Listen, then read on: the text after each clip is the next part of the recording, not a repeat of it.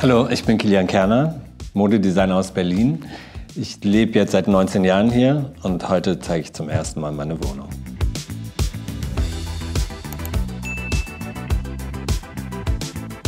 Ich wohne hier alleine in meiner Wohnung. Mein Freund ist zwar öfter mal hier, aber es ist meine Wohnung. Ich lebe seit 5 Jahren hier. Es ist alles sehr offen. Es gibt nur einen separaten Raum. Das ist das Schlafzimmer, das zeige ich euch auch nachher.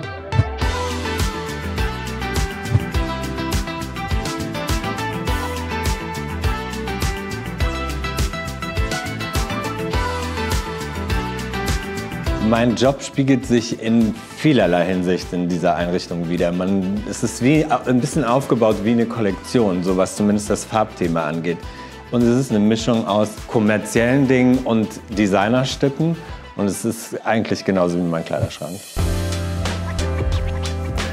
Hier sind wir im Essbereich. Seit knapp ein paar Monaten hat sich mein Leben doch relativ verändert und ich bin nicht mehr so oft alleine hier in der Wohnung und seitdem ist es auch wirklich ein Essbereich geworden. Und ich habe das Gesellschaftsspiele-Spielen für mich wieder entdeckt und seitdem kommen auch oft Freunde und wir sitzen hier und spielen Hidden Games oder sowas. Und deswegen, dieser Platz wird mittlerweile tatsächlich wieder wirklich genutzt. Das war eine ganze Zeit lang tatsächlich gar nicht so.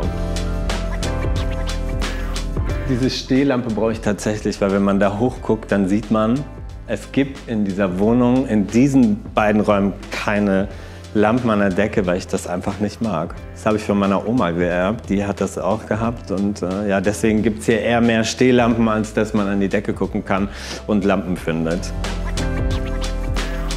Die Farbwahl habe ich nicht für diese Wohnung getroffen, sondern für die Wohnung, wo ich vorher gewohnt habe. Und da habe ich mir tatsächlich ein Konzept gemacht. Also ich habe mir ein Farbkonzept erstellt, wie ich das auch bei einer Kollektion mache, habe ausprobiert mit Stoffproben und so. Und so habe ich dann einiges auch anfertigen lassen, einiges einfach in Läden gesehen, Fotos gemacht und tatsächlich alles schön auf den Tisch drapiert, um zu gucken, ob es alles harmonisch zusammenpasst.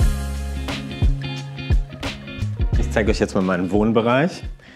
Was ich von Anfang an gerne mochte, als ich in diese Wohnung reingekommen bin, um sie zu besichtigen, dass es hier so, es ist ja alles sehr offen, aber man hat trotzdem das Gefühl, man geht in einen anderen Raum, weil alles so mit Treppen verbunden ist. Zu dieser Couch habe ich in den letzten Monaten eine sehr innige Beziehung aufgebaut. Wie wir alle war auch ich sehr viel zu Hause. Ein Alltag eines Modedesigners gibt es nicht. Jeder Tag ist einfach anders, weil du jeden Tag andere Aufgaben zu meistern hast. Und das liebe ich auch an diesem Job und auch an dieser Vielfalt, in der ich momentan auch arbeiten darf. Deswegen, es gibt keinen richtigen Alltag. Also Germany's Next Topmodel schaue ich seit der ersten Staffel. Ich habe dann irgendwann mal 2, 3 Staffeln, glaube ich, ausgesetzt, aber ich schaue das sehr gerne, ja. Deswegen hat mich das auch gefreut, jetzt 2 Jahre hintereinander dabei zu sein. Und wenn es mal wieder ein festes Jurymitglied geben würde über die ganze Staffel, hätte ich natürlich Lust, das zu machen, weil ich habe in den letzten Monaten, ich habe ja auch eine YouTube-Talkshow, ich mache eine Radiokolumne, habe viele andere Sachen gedreht, habe ich schon gemerkt, dass mir das auch sehr viel Spaß macht. Die Wand, die man hier im Hintergrund sieht, das war mit ein Grund, genauso wie diese Treppen, warum ich diese Wohnung unbedingt haben wollte, weil es wirklich alt ist. Also das ist genau so, das haben die so gelassen, als die diese Brauerei hier umgebaut haben. Und ich liebe einfach diesen Kontrast zu den weißen Wänden und ja, die Mauer mag ich sehr. Erzählt auch viel Geschichte. Man kann es sehen, an manchen Stellen, so wie da, stehen sogar noch so alte Sachen drauf, die mal irgendjemand draufgeschrieben hat. Meine Mutter meinte damals so, das muss man aber jetzt mal wegradieren. Und ich meinte bloß nicht, lass die Geschichten auf der Wand. Hier sind wir jetzt bei meinem kleinen Arbeitsbereich. Der ist wirklich nicht so groß, aber hier findet auch eigentlich nichts anderes statt, außer dass ich meine E-Mails beantworte. Also diesen Tisch habe ich gesehen bei einer Berliner Möbelmanufaktur und den fand ich einfach atemberaubend. Man kann eigentlich sogar hier Blumen einpflanzen und ich mochte das einfach, diese Schwere und dieser Used Look. Und den Stuhl habe ich gewählt, um ehrlich zu sein, ich weiß es gar nicht mehr, ich finde ihn einfach schön. Und es passte so schön zu diesem Grün dieses Bildes, was hier steht, aber Das habe ich eher aus Schönheitsgründen ausgesucht. So ein Rollbürostuhl wäre jetzt für mich nicht so wirklich in Frage gekommen.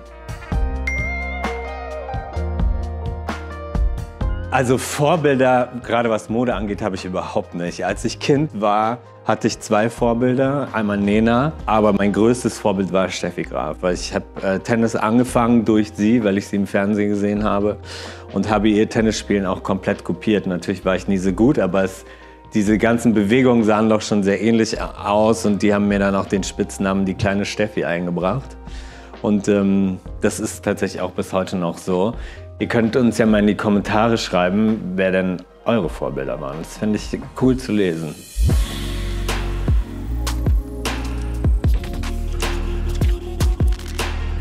Jetzt gehen wir in den Part eines Modedesigners.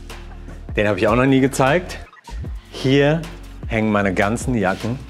Es sind viel zu viele, ich weiß. Hier hängt eine Auswahl an meinen Hosen. Auch viel zu viele.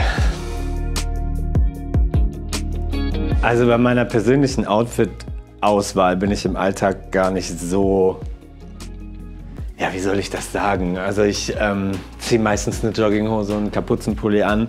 Da ändern sich halt mal die Farben und die eine Hose ist ein bisschen enger als die andere. Also in meinem Alltag bin ich da gar nicht so streng, was meine Outfit-Auswahl angeht und es geht sehr schnell. Brauche ich 1,5 Minuten, dann bin ich fertig.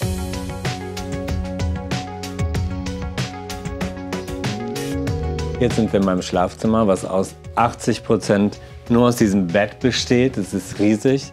Das habe ich mir vor 4 oder 5 Jahren mal angeschafft und ich liebe es. Man kann hier schön viele Sachen drauf ablegen. Man kann am Computer arbeiten und das ist auch, wie mein Tag meistens beginnt. Ich stelle ihn immer abends hier hin und morgens beginnt mein Tag erstmal, dass ich hier anfange zu arbeiten. Ich brauche immer so eine Stunde, bis ich so richtig Bock habe, dann auch aufzustehen. Also was ich zum Überleben brauche, sind tatsächlich erstmal meine Freunde, meine Familie, natürlich mein Freund an allererster Stelle, aber auch meine Arbeit. Ich könnte ohne meine Arbeit nicht existieren. Wenn man mir das nehmen würde, dann würde ich, glaube ich, eingehen wie so eine Blume. Also das sind auf jeden Fall so die wichtigsten Dinge, die ich brauche, um leben zu können.